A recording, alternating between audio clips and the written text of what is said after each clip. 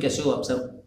Last video में हमने जो डिस्कस किया था कि कैसे जब किसी स्टूडेंट से जो पूछा जाता है कि आपको एग्जैक्टली ज़िंदगी में करना क्या है, तो कई बार जब वो निरुत्तर हो जाते हैं, तो उसके लिए हम किस तरीके से कोशिश कर सकते हैं उन्हें एक ऐसी दिशा में आगे बढ़ाने के लिए, ताकि वो समझ पाए कि एग्जैक्टली उन्हें किस दिशा में अपनी लाइफ में आगे बढ़ना है in terms of career, in terms of mental freedom.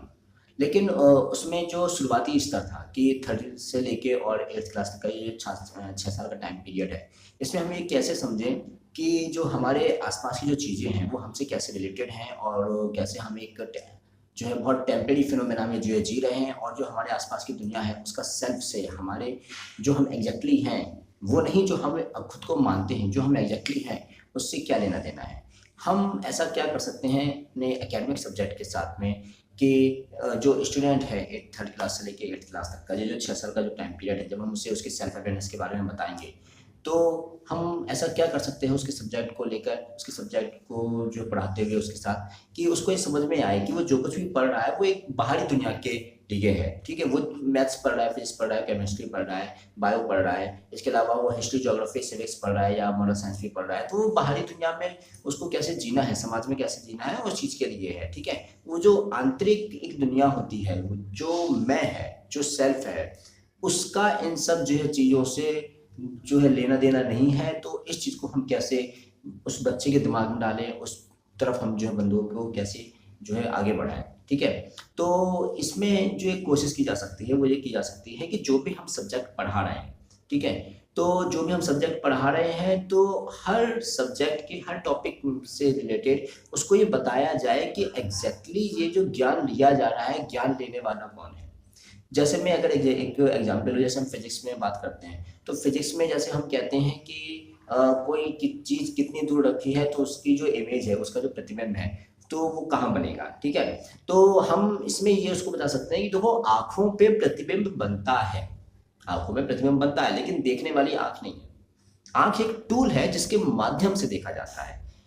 आँखों में एक प्रतिबिंब बन रहा है, एक इमेज बन रही है, लेकिन उस इमेज का ज्ञान किसी और को हो रहा है, आँख को नहीं हो रहा है। क्योंकि अगर आँख को ही ज्ञान हो रहा होता है तो जब एक बंदे की आँख, एक इंसान की आँख किसी दूसरे की आँख में जो है लगा दी जाती है, ठीक है, तो वो आँख खुद तो नहीं कहती ना कि हाँ देखो मुझे किसी और के शरीर में लगा दिया गया है, तो मतलब मैं खुद को ऐसा बना लूँगी कि उस आदमी को नहीं दिखे जिसकी शरीर में वो आँख लगा दी गई है। या हाँ, अगर कोई फिज़िकली कोई प्रॉब्लम नहीं है, तो ऐसा तो नहीं होता ना कि आँख खुद ही खराब हो जाती है, ऐसा नहीं होता है, ठीक है? तो अगर एक बंदे की आँख अगर किसी दूसरे शरीर में लगा भी दी जाती है, तो वो फिनोमेना जिसको ये पता है कि किसी और की आँख लगाई गई है, वो खुद आँख नहीं है, वो कुछ और है, ठीक है? तो वो जो फिनोमेना है, उसको हमें हर सब्जेक्ट के हर टॉपिक से रिलेटेड बताना है। अगर हम हिस्ट्री जो है हिस्ट्री के ऊपर जो है डिस्कस कर रहे हैं बच्चों के साथ में, स्टूडेंट्स के साथ में, तो हमें ये बताना है कि जो लोग यहाँ पे भारत में जो है आक्रमण करने आए, लूटने आए, तो उनके पीछे की एक मानसिकता क्या थी, ठीक है? तो वो जो मानसिकता है उसके कारण वो लूटपाट हुई। अगर वो मानसिकता नहीं होती तो लूटपाट भी नहीं होती। यानी कि पहले मानसिकता आई, बाद में बाहर का इफेक्ट आया, ठीक है? अब जैसे हम उसे अशोक के बारे में बताते हैं, तो अशोक ने क्या किया, पहले कलिंग का जो है बहुत बड़ा युद्ध किया और फिर उसका कुछ हृदय परिवर्तन हुआ होगा, उसे बुरा लगा होगा कि मैंने इतने सारे लोगों को मार दिया और युद्ध में इतने सारे लोग मारे गए। उसके बाद फिर उसने जो है बौद्ध धर्म अपनाया और दुनिया भर में उसका जो है प्रचार प्रसार किया। तो अंतर मन जिसे हम कह देते हैं, जिसे हम जो है मन और चेतना के तल पर जो है जीना कह देते हैं, मन और फिर उसके पीछे का जो ऊपर का जो लेवल होता है जिसे हम जो है चेतना का तल कह देते हैं, तो वो है जिसको ज्ञान होता है, जिसे हम जो है कई बार अहम भी कह देते हैं, ठीक है? शरीर खुद नहीं है। तो ये चीज़ हमें जो है उन्हें बतानी पड़ेगी, जो स्टूडेंट्स को उनके सब्जेक्ट जो पढ़ाते टाइम। तो जब हम ये सब्जेक्ट के पढ़ाते टाइम उन्हें बताएंगे ये, तब उन्हें समझ में आएगा कि यार जो कुछ ये सब्जेक्ट में है वो एक्चुअली एक बाहर की दुनिया के बारे में है, लेकिन वो जो ज्ञान हो रहा है, जो उसका सार है, जो उसके पीछे बैठा है, वो कुछ और है ना? जैसे इसी तरीके से हम जब केमिस्ट्री जो है पढ़ाते हैं, जब जो केमिस्ट्री के ऊपर जो हम डिस्कस करते हैं, तो केमिस्ट्री में हम डिस्कस करते हैं कि एटम्स होता है, मॉलिक्यूल होता है, उसके अंदर फिर इलेक्ट्रॉन, प्रोटॉन, न्यूट्रॉन होते हैं, फिर उसके अंदर और एक जो है छोटे-छोटे कण होते हैं, फिर अल्टीमेटली एट द लास्ट जो है आपका वाइब्रेशंस होते हैं, एनर्जी होती है, ठीक है? तो अब देखो, दुनिया में जो कुछ भी बना है वो एटम से ही बना है ना? हालाँकि वो एक अलग बात है कि अलग-अलग एटम्स पे जो है अलग-अलग जो है चार्ज होते हैं, अलग किसी पे जो है पॉजिटिव जो है चार्ज होता है, किसी पे नेगेटिव चार्ज होता है, कोई जो है पॉजिटिव आयन के साथ रहता है, कोई नेगेटिव जो है आयन के साथ रहता है। लेकिन अल्टीमेटली अगर हम उसकी भी डेप्थ में जाएँ, उसकी भी गहराई में जाएँ तो है तो अल्टीमेटली जो है वाइब्रेशन ही, है ना? यानी कि जो हम इतनी बड़ी जो बिल्डिंग्स देख रहे हैं, जगह-जगह पंखे देख रहे हैं, इलेक्ट्रॉनिक आइटम्स देख रहे हैं और जो हम जो है एरोप्लेन देख रहे हैं, ट्रेन देख रहे हैं, तो ये सब क्या है? ये अल्टीमेटली बहुत माइक्रो लेवल पर एक वाइब्रेशन से तो बनी है, एनर्जी से तो बनी है, ठीक है? या जिसे क्वांटम फिजिक्स कहती है कि डार्क मैटर से तो बनी है। मतलब डार्क मैटर है जिसने बहुत सारी जो चीज़ों को पास में लाने में मदद की। हालाँकि वो क्या है अभी इसके बारे में कोई बहुत ज़्यादा क्लैरिफिकेशन नहीं है, उस पे भी जो है बहुत सारी जो है साइंटिफिक लेवल पे रिसर्च चल रही है।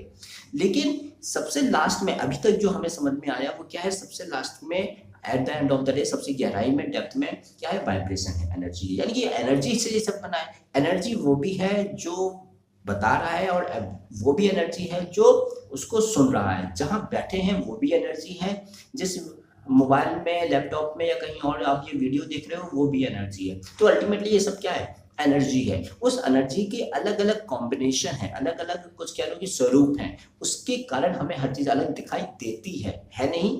देती है। ठीक है? अब लोग कहेंगे कि देखो यार जो है फिर तो तुम कहोगे कि स्टील, आयरन, एल्यूमीनियम ये सब भी जो है अलग-अलग नहीं है, एक ही है, लेकिन ये सब तो अलग-अलग है। तो स्टील, आयरन, एल्यूमीनियम मतलब जो भी मेटल्स हैं, प्लास्टिक है, कुछ भी है, तो उसमें भी क्या होता है कि उसमें भी आपका जो है मतलब उसमें भी जो है एटम्स हैं, एटम्स के अंदर जो है मॉलिक्यूल है, उसमें भी तो वाइब्रेशन ही है।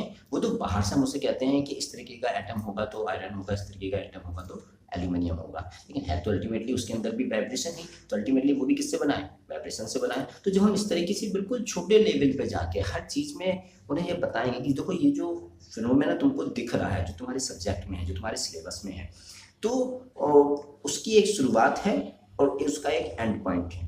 ठीक है? जो तुम्हें जो सिलेबस में बताया जाता है, लेकिन वो जो शुरुआत है उसके पहले भी कुछ और है। जो तुमको एंड पॉइंट दिखाया जाता है उसके बाद भी कुछ और है। वो क्या है? वो एक इन्फिनिटी यात्रा है, अनंत यात्रा है। तो जब वो अनंत यात्रा है तो उसमें फिर इतना कुछ मतलब अभी तक तो हम नहीं जान पाए हैं, आगे जान पाएंगे कि नहीं वो तो एक बात की बात है, वो तो एक रिसर्च का विषय है ना। लेकिन उसमें भी जो अभी तक हम जितना जान पाए हैं उसमें हम ये जान पाए हैं कि सब कुछ टेम्परेरी है। तो फिर नित्य क्या है? तो फिर परमानेंट क्या है? ठीक है? तो फिर जो परमानेंट है यानी कि वो हमारी समझ से फिर परे है, कुछ और है जो परमानेंट है जिसके कारण ये सब है।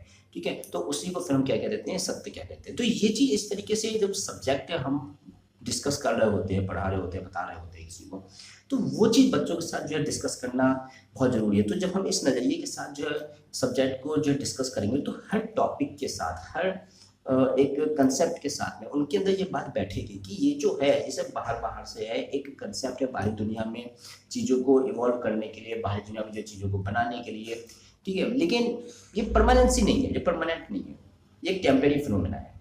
तो वो फिर उस चीज़ को समझेंगे, है ना? तो उनके अंदर मतलब चीज़ों के प्रति एक जो है अटैचमेंट नहीं रहेगा, क्योंकि हम बचपन से ये जो 6 साल का जो पूरा टाइम पीरियड है, जो उनके अंदर एक वैराग्य भाव जो पैदा होगा। और ऐसा नहीं कि हम उन्हें कोई साधु संन्यासी वाले बाबा वाली कोई बात बता रहे हैं, ठीक है?